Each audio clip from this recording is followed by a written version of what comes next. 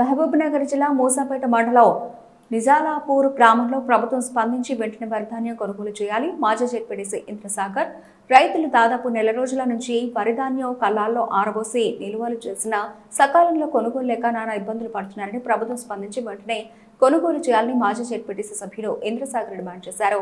గురువారం రైతులతో కలిసి మండల వ్యవసాయ అధికారి అనిల్ కుమార్, తహసీల్దార్ రాజు, సింగిల్ విండో శాఖ సీఈఓ భాస్కర్ గౌడ్ దృష్టికి తీసుకెళ్లగా వారే నేరుగా వరి కళ్ళాల దగ్గరకు చేరుకుని ధాన్యం నిల్వల్ని పరిశీలించారు.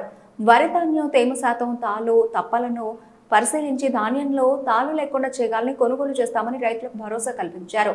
తూకాల్లో తరుగు లేకుండా పూర్తి నాణ్యత ప్రమాణాలతో రైతులకు న్యాయం చేయాలని ఆయన డిమాండ్ చేశారు.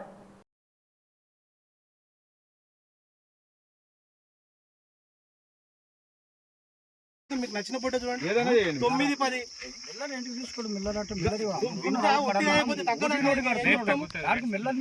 వేటు తగ్గుతారు, సంచి పట్టదు.